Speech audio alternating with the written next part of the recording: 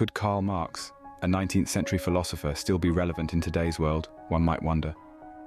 With his bushy beard and intense gaze, Marx might seem like a relic of a bygone era. Yet, his ideas, particularly those surrounding the dynamics of class struggle, the role of the proletariat, and the critique of capitalist systems, resonate strongly with the principles of interconnectedness and cyclical influence. Indeed, Marx's theory hinges on the balance of power between the proletariat and the bourgeoisie, an equilibrium that he posited as inherently unstable, leading to a continuous struggle. This struggle, in turn, feeds into a cyclical progression from one economic system to another, each stage shaped by the contradictions and tensions of the one preceding it. But how does this relate to today's world? Well, in the face of growing income, inequality, and class struggle, Marx's ideas seem more relevant than ever. His insights into the influence of the economic base on the societal superstructure and the subsequent effects on societal relations offer a unique lens through which to view our current situation. Moreover, Marx's concept of ideology, where economic conditions shape consciousness, which then influences social relations, echoes in today's discourse. We can see reflective causation in how societal changes retrospectively alter our understanding of economic conditions. The interplay of individual class interests and societal structures continues to influence class struggle, and the potential for rupture is ever present, as these elements can come into direct conflict, leading to the breakdown of existing societal structures. And then there's the concept of synthesis, Marx's ultimate goal, where the contradictions of capitalism are resolved through the establishment of communism. Whether or not we agree with this end goal, the journey Marx outlines, the analysis of societal structures, the identification of inherent contradictions, the struggle for change, these are all elements that continue to echo in our societies today. To understand this, let's delve into Marx's ideas, starting from his early works. Indeed, to truly grasp the relevance of Marx today, we need to explore his ideas in depth, to understand their origins, their evolution, and their potential implications for our future. So, hold on to your seats as we embark on a journey through the mind of one of the most influential thinkers in human history. Marx's journey began with his early works, namely the economic and philosophic manuscripts of 1844. Nestled in these manuscripts are the seeds of his later, more developed theories. One cannot fully grasp the complexity of Marx's thought without diving into these early writings, where he laid the foundation for his critique of capitalism. In these manuscripts, Marx grapples with the concept of alienation, a term he uses to denote the estrangement of workers from their labor. Under capitalism, he argues, labor is not a fulfilling activity, but a means to survival, a necessary evil. Workers are alienated not only from the products of their labor, which are owned and sold by the capitalist, but also from the act of production itself, which under capitalism becomes a monotonous, mind-numbing task. Marx saw this alienation as a fundamental flaw of capitalism. The worker, he argued, is reduced to a commodity, a mere cog in the capitalist machine. This dehumanization of the worker, Marx believed, is the root cause of social inequality and tension. Marx also delves into the concept of estranged labor. He posits that under capitalism, labor becomes an external necessity rather than an expression of human nature. The worker is estranged from his essence as a creative and productive being. This estrangement, Marx argues, not only impoverishes the worker materially, but also spiritually and emotionally. In the economic and philosophic manuscripts, Marx also begins his critique of capitalism. He argues that capitalism, with its relentless pursuit of profit, exacerbates social inequality and degrades human dignity. He contends that the capitalist system, far from being a natural and immutable order, is a historical construct shaped by human actions and decisions. These early ideas laid the groundwork for Marx's later theories. They illuminate his understanding of the capitalist system as a structure of exploitation and alienation. They also underscore his belief in the potential for revolutionary change, a belief that would inform his later works and influence generations to come. Thus, Marx's early works are not just a prelude to his later thought, but a vital part of his intellectual journey. Marx's magnum opus, Das Kapital, is where his ideas fully matured.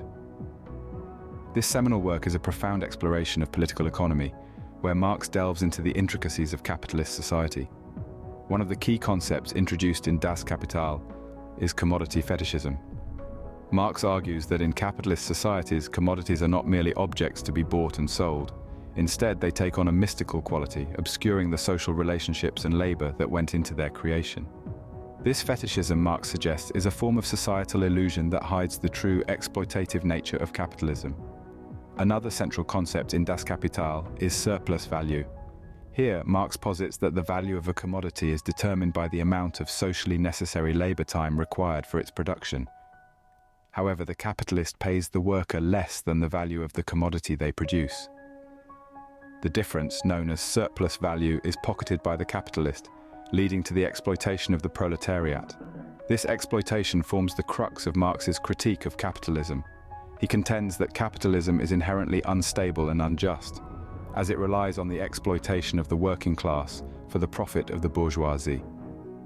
This systemic inequality, Marx argues, is not an aberration, but a fundamental feature of capitalism. Marx also scrutinizes the cyclical nature of capitalism in Das Kapital. He notes that capitalism's inherent contradictions lead to periodic crises, which in turn create conditions for revolutionary change. Marx sees this cycle as an inevitable progression towards a more equitable system, namely socialism and eventually communism. In Das Kapital, Marx also explores the role of the state in capitalist societies.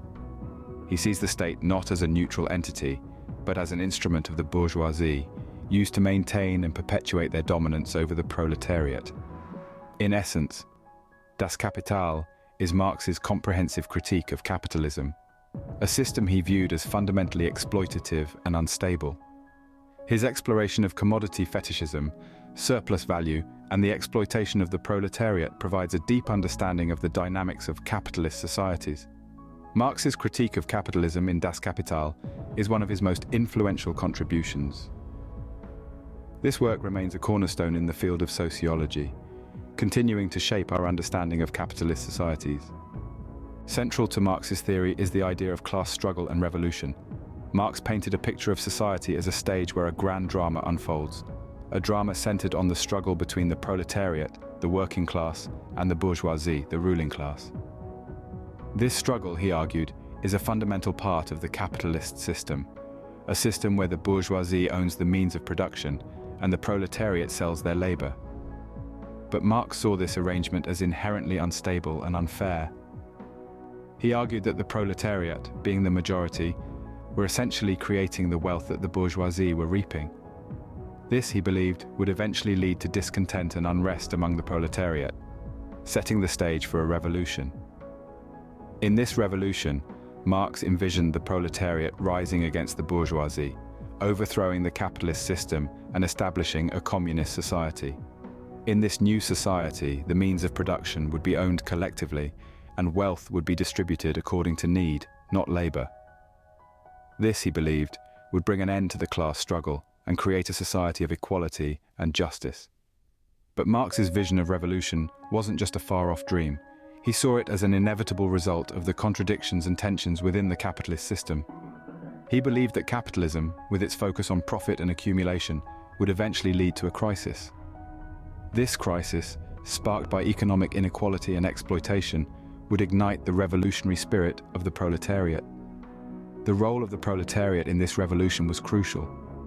Marx saw them as the agents of change, the ones who would usher in the new communist society.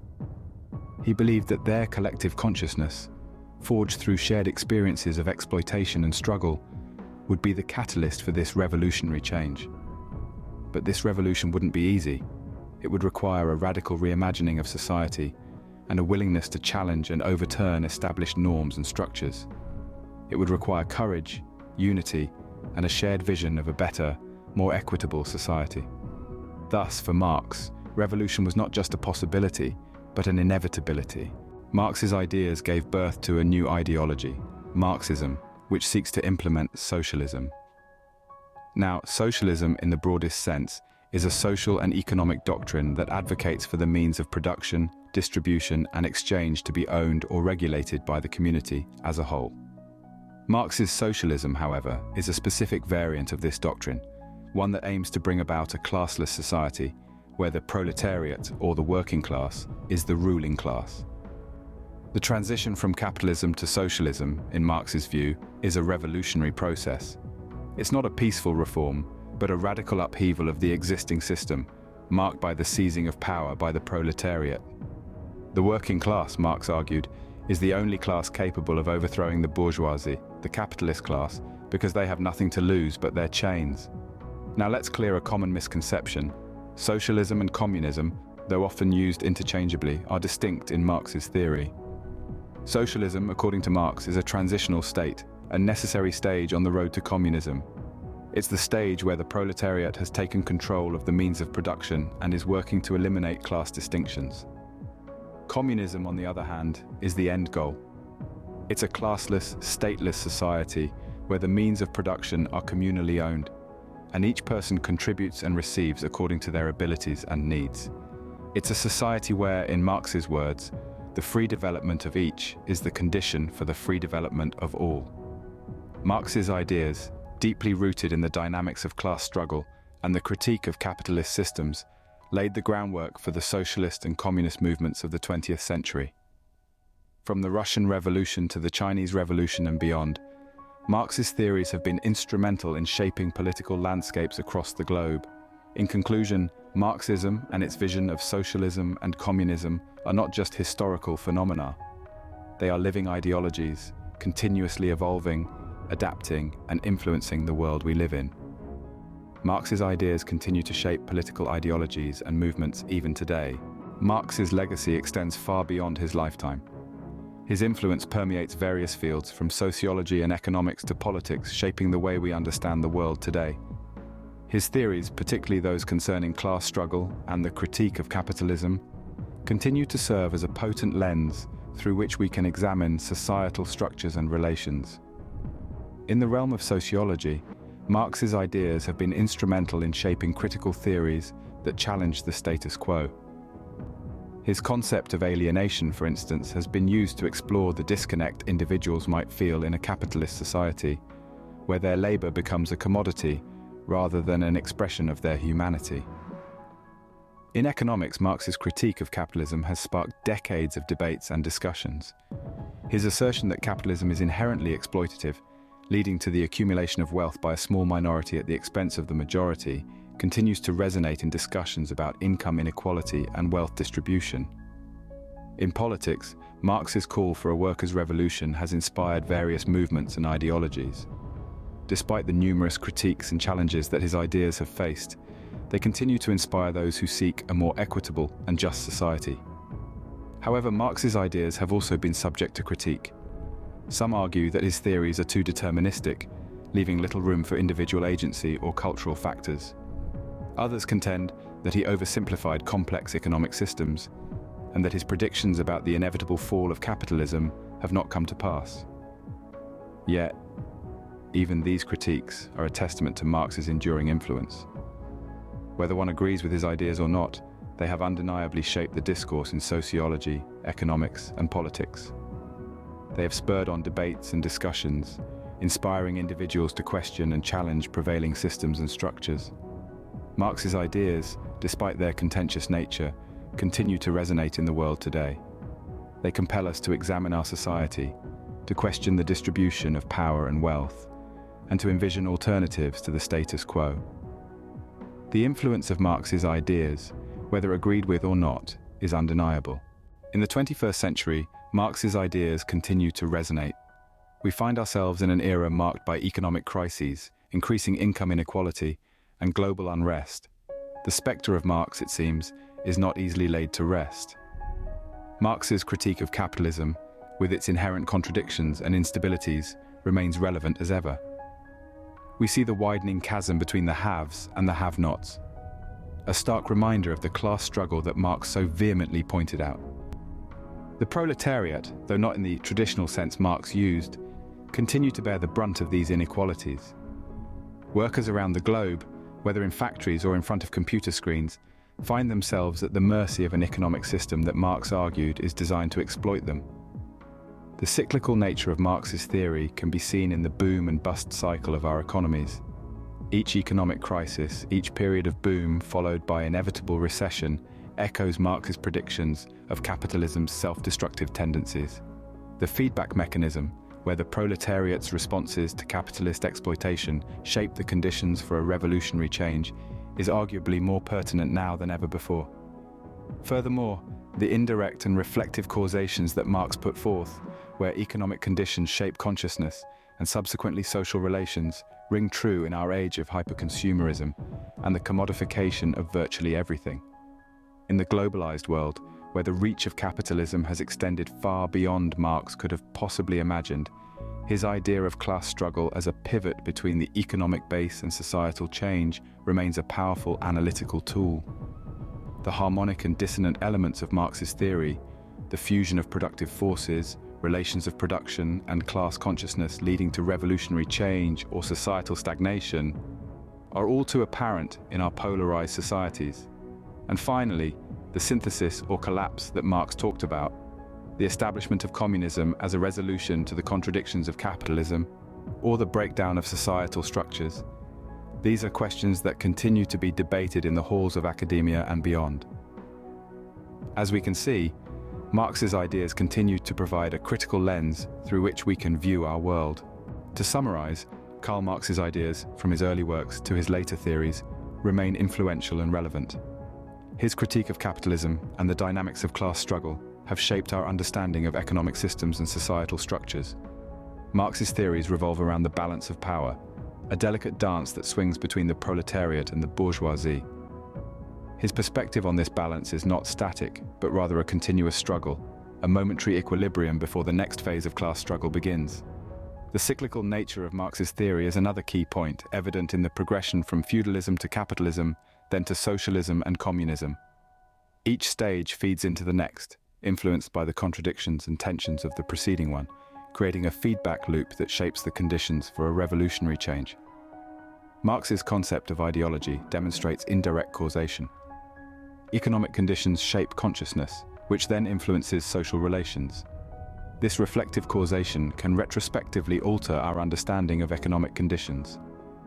Marx's model of historical materialism includes the progression of economic systems, class struggle, and the evolution of society as interconnected elements. Class struggle, according to Marx, serves as a pivot between the economic base and societal change. Blockage is evident when the suppression of the proletariat leads to stagnation of societal progress. Harmonically, the fusion of productive forces, relations of production, and class consciousness can lead to revolutionary change. Dissonance arises when these elements are in conflict, leading to societal stagnation. Convergence in Marx's theory occurs when economic realities, class struggle, and ideological shifts align to precipitate revolutionary change. Divergence is seen when these elements are misaligned, leading to societal confusion and conflict. Finally, synthesis in Marx's theory is achieved when the contradictions of capitalism are resolved through the establishment of communism. Collapse occurs when these contradictions are not resolved, leading to the breakdown of societal structures. Whether one agrees with Marx's ideas or not, their significance in shaping our understanding of society and economy cannot be overlooked.